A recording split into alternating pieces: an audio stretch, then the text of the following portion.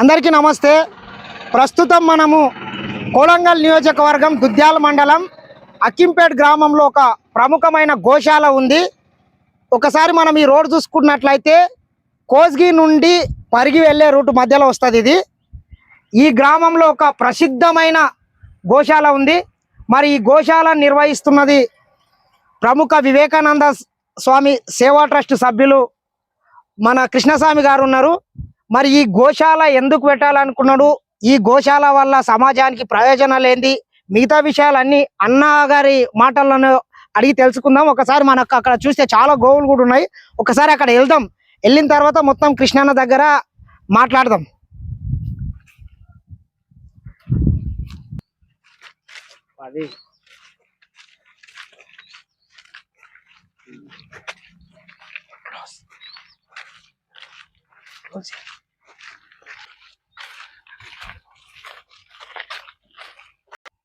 అన్న నమస్తే. అన్న నమస్తే.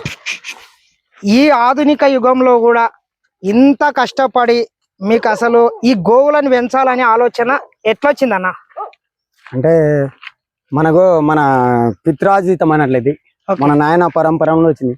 మన వ్యవసాయ ఆధారిత దేశం కాబట్టి అవును, మనకు అతి ముఖ్యమైనది మనకు ఆహారం పెడుతుంది వ్యవసాయం. కాబట్టి వ్యవసాయానికి వెన్నెముక లాంటిది గోవు. ఓకే, అది నేను చిన్నప్పటి నుంచి చూసిన, నాయన పొలంలో పని చేస్తుంటే అదంటే రైతులను చూస్తుంటే చాలా కీలక పాత్ర వహిస్తుంది గోవు అనేది. నా హృదయంలో అప్పుడే చిన్న ఉన్నప్పుడే అది మొలకెత్తింది ఆ విత్తనం. అందుకే ఈ సంతతిని పెంచాలి, వ్యవసాయానికి ఉపయోగించాలనే ఉద్దేశం ఎక్కువ నాకు. అది నా ఏం. ఓకే, ప్రజెంట్ మన దగ్గర ఎన్ని గోవులు ఉన్నాయి? ప్రస్తుతం ఇప్పుడు ఒక 80 ఉంటాయి. ఓకే, ఒక 80 ఉంటాయి. ఏ జాతులు ఉన్నాయన్న మన దగ్గర ప్రజెంట్? అన్ని మన నాటు రకం. ఓకే, మన ఏరియాలో నాటు రకం, కొన్ని ఒంగోలు ఉన్నాయి. పూజ చేసినట్లున్నారు ఈ రోజు. సంక్రాంతి కదా, ఆ రోజు భక్తులు వచ్చి పూజ చేసిండ్రు, గోసేవ చేసిండ్రు. పూజ మీరంటే కూడా చాలా ఇష్టం ఉన్నట్లున్నది అన్ని గోవులకు. అన్ని ఇష్టపడతాయి. రైట్, ఇంకా చాలా అక్కడ ఉన్నట్లున్నాయి కదా, అక్కడ వెళ్దాము. వెళ్ళిన తర్వాత మరి ముఖ్యంగా ఈ జాగా ఎన్ని ఎకరాలు ఉందన్న? ఇది ఉంటది ఒక 2.5 ఎకరాలు ఉంటది. 2.5 ఎకరాలు. ఎన్ని సంవత్సరాలుగా వీటిని నువ్వు ఈ గోవులను రక్షిస్తున్నారు? అంటే ఇంచుమించు 25-30 సంవత్సరాలు అయింది. 25-30 సంవత్సరాలు మొత్తం ఇంకా ఇదే? అవును. పెళ్లి కూడా చేసుకోలేనట్లు తెలిసింది మాకు. నిజమే, చేసుకోలేదు. అసలు ఈ గోవుల వల్ల ఏం ఉపయోగం ఉంది? అసలు ఈ గోవులను పెంచడం వల్ల దేనికి పెంచాలనుకుంటున్నారా మీరు? గోవుల వల్ల అంటే మెయిన్ పాత్ర గోవులను ఎందుకు పెంచాలంటే నాకు ముఖ్య ఉద్దేశం ఏంటంటే పర్యావరణ పరిరక్షణ. నాకు మెయిన్ ఈరోజు పర్యావరణం పూర్తిగా దెబ్బతింటుంది, పర్యావరణం పరిరక్షించుకోవాలని నా మెయిన్ ఉద్దేశం. ఈరోజు మనిషి మనుగడకు, మనిషి జీవనానికి భగవంతుడు కొన్ని సృష్టించిండు. అవును, అంటే ఈ పంచభూతాలు అనుకో, పంచభూతాలు సృష్టించిండు. అదే విధంగా జీవి మనుగడకు కొన్ని భగవంతుడు మొదలే సృష్టించిండు. జీవ జంతువులు అన్ని ఉన్నది. ఆహార గొలుసు అనేది ఉంటది ప్రకృతి లోపల. ఆహార గొలుసు లోపల ఈ ఆవు అనేది కీలక పాత్ర వహిస్తుంది. ఓకే, ఆవు, చెట్లు ఇవి ఉంటే భూమాత శశశ్యామలంగా ఉంటది. అందుకే వీటిని పెంచాలి. వీటి పెంచడం వల్ల పర్యావరణం పరిరక్షించబడుతుంది మెయిన్. అది ఉద్దేశం నాకు మెయిన్. ఇప్పుడు దాదాపు ఎన్ని ఉన్నాయన్నారా మీరు? ఒక 80 ఉంటాయి. 80 అంటే నాకు ఒక చిన్న డౌట్ అన్న. మామూలుగా ఈ రోజటి దినంలో 1-2 పశువులను పెంచాలంటేనే చాలా శ్రమ, చాలా ఇబ్బందులతో ఉంది. అది 1-2 పెంచాలంటేనే చాలా ఇబ్బందులు ఉన్నాయన్న. మీరు ఇన్నిటిని ఎట్లా మెయింటైన్ చేస్తున్నారు? అసలు మీ దినచర్య ఏంది? ఎట్లా మొదలవుతుంది? ఏ రకంగా ఇన్ని గోవులను మీరు సాధగలుగుతున్నారు? అంటే ఏదే కానీ great things can be done by great sacrifice. Okay, గొప్ప పనులు చేస్తేనే గొప్ప త్యాగం చేయాలి. త్యాగం చేస్తేనే అది మనమే సాధించగలుగుతాం. ఈరోజు వివేకానందుడు తీసుకో, అంబేద్కర్ తీసుకో, గొప్ప గొప్ప చరిత్రను సృష్టించిన మనుషులంతా బాగా కష్టపడితేనే చరిత్రలో మనం ఒక నిలుస్తాం. అన్నలా ఒక్క ప్రేమ లోపల అన్ని ఇమిడిపోతాయి అన్నట్లా. ఒక ప్రేమ చేతనే ఇవన్నీ పెంచడం. ఒక తండ్రికి 7 మంది సంతానం ఉంటది. కొందరికి ఎక్కువ మంది 10 మంది సంతానం ఉంటది. ఆయనకు 10 మంది పెద్దగా అనిపించారు. ఆయనకు వేరే వాళ్ళు అనుకుంటారు ఆయన 10 మందిని ఎలా సాగుతున్నా అంటే ఆ ప్రేమలో వాళ్ళంతా ఇమిడిపోతారు. దాని కొరకు ఏదైనా కష్టపడతారు. మనం కూడా ఒక మంచి జరుగుతుంది వీటి వల్ల అన్నప్పుడు సమాజానికి, ప్రకృతికి మేలు జరుగుతుంది. కాబట్టి ఆ ఉద్దేశం మనకు అది ముఖ్యం. కాబట్టి ఎన్ని కష్టమైనా వీటిని పెంచాలనిపిస్తుంది. ఇన్ని గోవులకు అసలు మీరు ఈ పశుగ్రాసం ఈ కాలంలో కొంచెం ఇబ్బంది ఉంది. ఏ రకంగా సేకరిస్తుంటే ఎక్కడెక్కడ నుంచి తీసుకొస్తుంటారా? అంటే ఇన్ని రోజులు అంటే నేను పశుగ్రాసం చాలా ఇబ్బంది ఉంది కరెక్ట్. ఉన్న నేలలో బయట అడవుల్లో అక్కడికి తిప్పుకొని వస్తాము. ఆ బందర్ భూములు కూడా లేకుండా చేసిన ఆయన. అవును. తర్వాత నేను క్రాప్ లోన్ చేసి 90,000 తీసి గడ్డి తెచ్చిన క్రాప్ లోన్. తర్వాత కొందరు మిత్రులు ఉన్నారు, మన గురు బంధువులు కూడా సాయం చేస్తున్నారు, కొందరు దాతలు ఉన్నారు. ఈ మధ్యలో మార్వాడి వాళ్ళ కోసి మార్వాడి సంఘం వాళ్ళు వచ్చి వాళ్ళు హెల్ప్ చేస్తున్నారు, గడ్డి ఇప్పిస్తున్నారు. ఎవరు వాళ్ళు? మార్వాడి సంఘం కోస్గి. అంటే ఎందుకంటే వాళ్ళు రాజస్థాన్ కార్యక్రమాలు వాళ్ళు కూడా పాల్గొన్నారు. వాళ్ళు కూడా చాలా ఎంతో దైవ చింతన ఎంత ఉంటే తప్ప వాళ్ళు చేయలేరు. పైసలు ఉండడం వేరు, అవును, సాయం చేయడం వేరు. వాళ్ళు నీటి పంప్ వేయించిండ్రు, వీటికి నీళ్లు వసతులు ఏర్పరుస్తున్నారు, వాళ్ళు సాయం చేస్తున్నారు. ఇంకా కొందరు దాతలు ఉన్నారు, కొందరు టీచర్స్ ఉన్నారు, కొందరు ఎంప్లాయీస్ ఉన్నారు, కొందరు గడ్డి ఇస్తున్నారు అప్పుడప్పుడు. అంటే సీజన్ టైమ్ లో తెచ్చుకొని మొత్తం ఇక్కడ మీరు స్టోర్ చేసుకుంటున్నాం. సీజన్ టైమ్ లో తెచ్చుకొని మొత్తం ఇంకా సంవత్సరం మొత్తం ఎండాకాలం ఉంటే మొత్తం బయట తీసుకుపోయి మేపుతుంటారు. బయట గడ్డి తక్కువ ఉంటది ఇప్పుడు ఎండాకాలంలో, ఈ గడ్డి వేసి తినబెట్టాలి. చాలా సంతోషం అనిపిస్తుంది కదా. ఈ గోవుల వల్ల ఇంకా పర్యావరణానికి ఇంకా చాలా మేలు జరుగుతుంది అంటారు. వీటి పేడ కావచ్చు, ఎందుకంటే ఈ రోజులలో చూసుకుంటే మొత్తం రాసాయనిక ఎరువులు వచ్చినాయి. పంటలు మొత్తము ఇంతకు ముందు భూమిలో చూస్తే మనకు రకరకాల క్రిమి కీటకాలు మంచి మంచి స్మెల్ వచ్చేది. ఈ రోజు చూస్తే మొత్తం ఒక రాసాయనిక ఎరువులు వచ్చి ప్రకృతిని మొత్తం సర్వనాశనం చేసినాయి. ఈ గోవు పేడ వల్ల ఉపయోగాలు ఏమేమి ఉంటాయన్న? అంటే వాస్తవంగా ఇప్పుడు 99% మనం తినే ఆహారం లోపల పోషకాలు లేవు. అతని క్లోజ్ మనం తినే ఆహారంలో పోషకాలు లేవు. అసలు తినే ఆహారము కలుషితం అయిపోయింది. ఎందుకు కలుషితమైందంటే మన నేల లోపల మొత్తం యూరియా, డిఏపి, పెస్టిసైడ్స్ బాగా వేస్తున్నారు. రసాయనిక ఎరువులు వాడడం వల్ల భూమి లోపల ఉన్న సామర్థ్యము, పోషక విలువలు మొత్తం తగ్గిపోయినాయి. తినే ఆహారంలో క్వాలిటీ లేదు. అందుకొరకు ఇది గో ఆధారిత వ్యవసాయం లోపల ఈ గోవు లోపల ఏముంటాయంటే ఈ ఆవు మూత్రము, ఆవు పేడ, బెల్లము కలిపితే జీవామృతం అనేది తయారు చేస్తుంది. ఆ జీవామృతము పొలంలో వేసినాం అనుకో, జీవామృతము పొలంలో చేస్తానంటే అది మొక్కకు చాలా పౌష్టికంగా ఉంటది.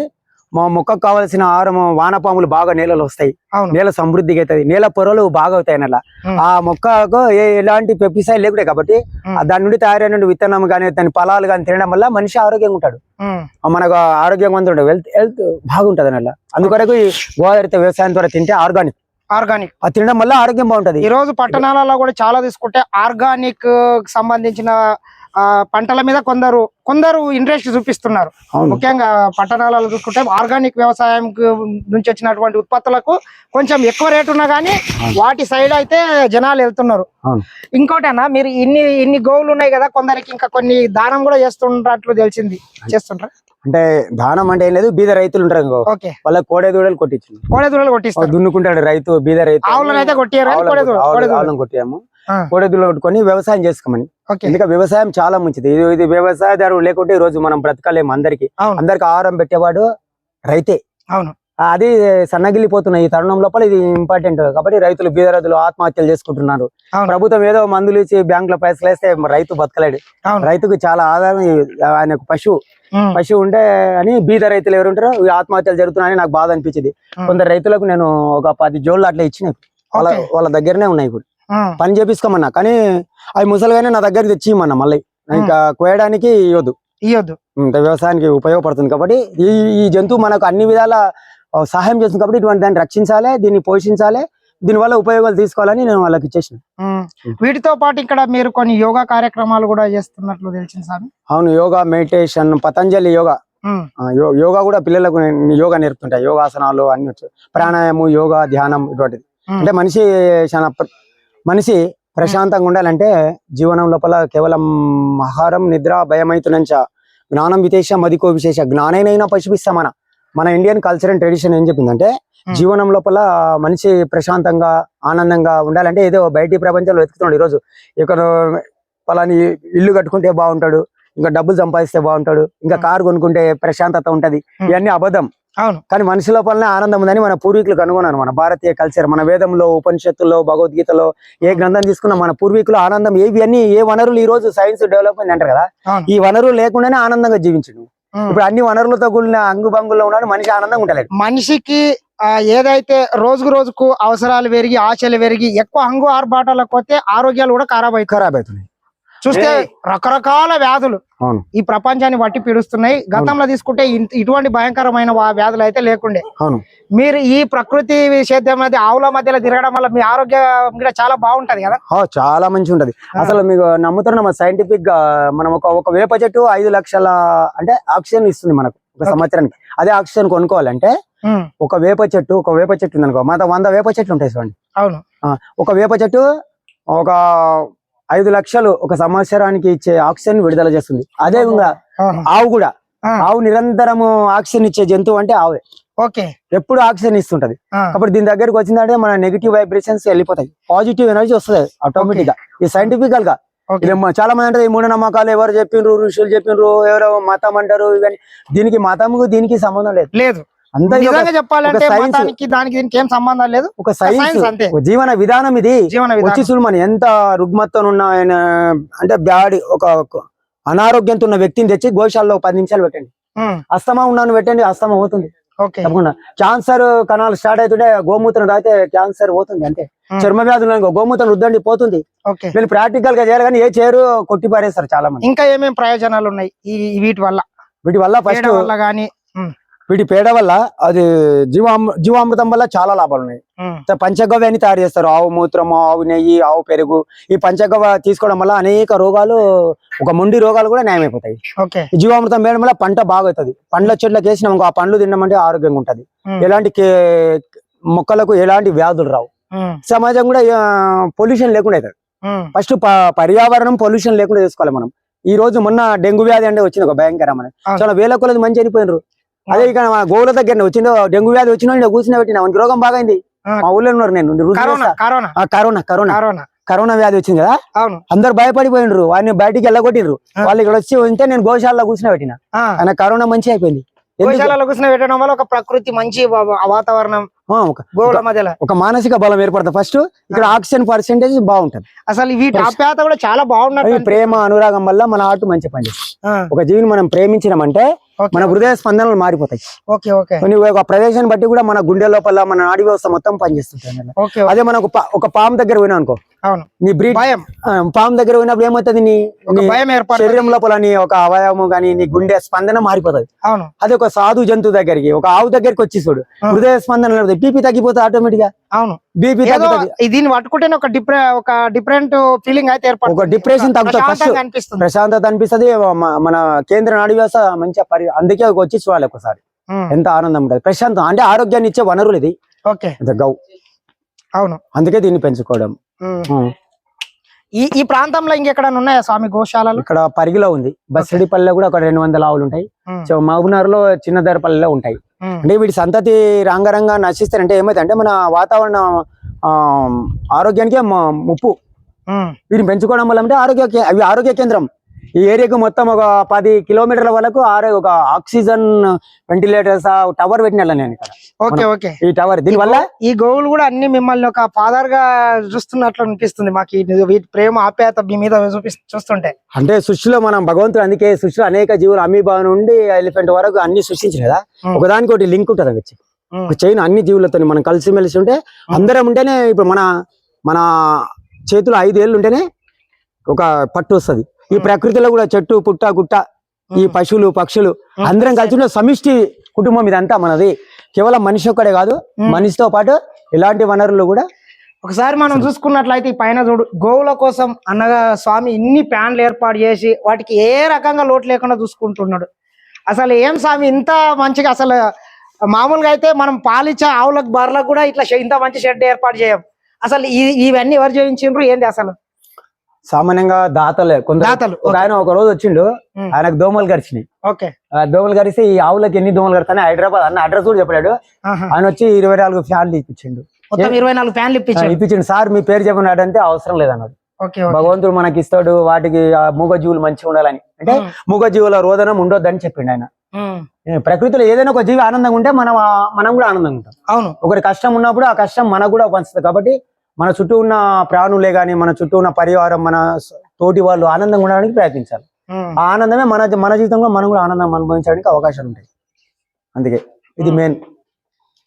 రైట్ స్వామి, మీరు మొత్తం సర్వం ఒక గోవులకే అర్పించి ఈ గోవులకు సేవ చేయడం అనేది చాలా సంతోషించదగ్గ విషయం. ఎందుకంటే ఒక మారుమూల ప్రాంతంలో ఆయన పెళ్లి కూడా చేసుకోకుండా ఈ రకంగా ప్రకృతిలో జరుగుతున్నటువంటి ఈ రోజు చూస్తున్నట్లయితే ఎన్నో పరిశ్రమలు వచ్చి ఈ ప్రకృతిని మొత్తం ధ్వంసం చేస్తున్నాయి. ఒకప్పుడు మనం చూస్తే వానాకాలం మంచిగా వానాలు వచ్చేటి, ఎండాకాలం ఎండలు ఉండేవి, చలికాలం చలి ఉండేది. ఈ రోజు చూస్తున్నట్లయితే మొత్తం ప్రకృతి మొత్తం సమతుల్యత లోపించినట్లు అనిపిస్తుంది. ఈ రోజు చలికాలము చలి లేదు, మొత్తం హీట్. వానాకాలం వస్తే సరైన వానలు కూడా కొడతలేవు. దీనికి అన్నిటికీ కారణం ఏమనుకోవచ్చు? దీనికి అంతా కారణం మనిషి ఏదేమంటారు అభివృద్ధి.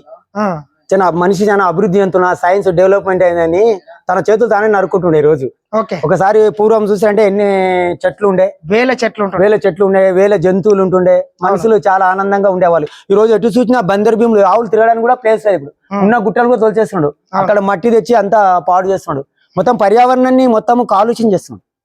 ఇది మనిషి మనం కాపాడుకోవాలంటే మన వనరులను కాపాడుకోవాలి కదా, పర్యావరణాన్ని పరిరక్షించుకోవాలి. ఫస్ట్ పర్యావరణం పూర్తిగా దెబ్బతింటుంది.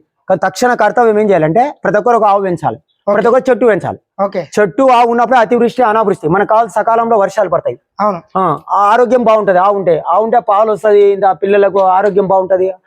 ఇది పెట్టించుకోవాలి, అది దెబ్బతినకుండా ముఖ్య ఉద్దేశం. అందుకే పర్యావరణ పరిరక్షణ మెయిన్ పాత్ర. మనం పర్యావరణాన్ని మనం రక్షించుకోవాలి. వీటి పేడ తీసుకెళ్లి పంటలకు వేస్తే కూడా మంచి దిగుబడి ఉంటది కదా? దిగుబడి ఉంటది, ఒక విత్తనం ఒక నాణ్యత బాగుంటది. అది తింటే నేను ఇప్పుడు అంతెందుకు మీరు రసాయన ఎరువులు వేసిన పండించి తినేసుకోండి. ఇది గో ఆధారిత వ్యవసాయం చేసి తినండి. మీ మోకాల నొప్పులే కానీ, కీళ్ళ నొప్పులే కానీ, నాడీ వ్యవసాయాన్ని, రక్తం శుద్ధి, మనిషి బలంగా తయారవుతాడు, బలాన్ని తగలుతాడు. నీ కాళ్ళ నొప్పుల నవారా వడ్లని ఉంటాయి, అవి ఆర్గానిక్ తో తయారైన, అవి తినబెట్టండి. ఇంకా క్యాన్సర్ వస్తేనంటే బ్లాక్ రైస్ ఉంటాయి, గో ఆధారితంతో చేస్తే అవి తింటే క్యాన్సర్ కూడా రాకుండా చేసుకోవచ్చు. ఇంకా రక్తశాలి, రత్నచూడి అనే అంటే ఈ రకమైనటువంటి ఆర్గానిక్ గో ఆధారిత వ్యవసాయంతో తయారు చేస్తుంటే రోగాలే రావు. 90% రోగాలని ఆహారం వల్లనే మనం పోగొట్టుకోవచ్చు ఈ గోవు ద్వారా. అంటే గోవు ఒక దివ్య ఔషధము. అందుకే గావో విశ్వస్య మాతర అన్నారు. మనం ఈ విశ్వానికి తల్లి లాంటిది గోవు. 2 సూర్యులు ఉంటారు అంటారు. ఒకటి ఆకాశంలో తిరిగే సూర్యుడు, భూమి మీద తిరిగే సూర్యుడు ఆవు. ఎందుకంటే ఆవు లోపల సూర్యకేతు అని ఒక నాడి ఉంటది. ఇది సూర్యుడి నుండి యాంటీనా లాగా సూర్యుడి వచ్చే సూర్యరశ్మిని ఆవు తన గోపురంలో నిలుపుకుంటది. సైంటిఫిక్ గా ఆవు పాలు పచ్చగా ఉంటాయి, పచ్చగా అంటే ఆ సూర్యకిరణాలు దాని లోపల ఉంటాయి. అంటే రోగ నిరోధక శక్తి బాగుంటుంది, విటమిన్ డి బాగుంటది. ఆ విధంగా కూడా ఉద్దేశం. పాలేమన్నా వింటారా సార్? వీటికి పాలు పిల్లలకే సరిపోదు అంటే నేను పిల్లలకే ఇచ్చేస్తాను, మేము తాగను. పిల్లల ఆరోగ్యంగా ఉండాలని పాలు విన్నాం. నాకు పాలు వినాలనిపి వ్యాపారం చేయాలని అసలు ఉద్దేశం లేదు. అట్లా కాదు కానీ పిండది అయితే లేదు, వ్యాపారం అని కాదు కానీ మీరు పిండారు అంతే. పాలు విండాం, ఏదో అమ్మకు ఇట్లా అవసరం ఉంటే ఎప్పుడైనా తీసుకుంటే కానీ వీటికే జబ్బులు ఇయ్యాలనిపిస్తుంది నాకు. అది మెయిన్ ఉద్దేశం. రైట్ స్వామి, ఈ ఆధునిక యుగంలో కూడా మీలాంటి వాళ్ళు ప్రకృతిని కాపాడాలనే ఉద్దేశంతో ఇన్ని గోవుల్ని పెంచడం చాలా సంతోషం అనిపిస్తుంది. మరొకసారి మీకు ప్రత్యేకంగా ధన్యవాదాలు స్వామి. ప్రకృతిని కాపాడుతున్నందుకు ప్రత్యేక ధన్యవాదాలు.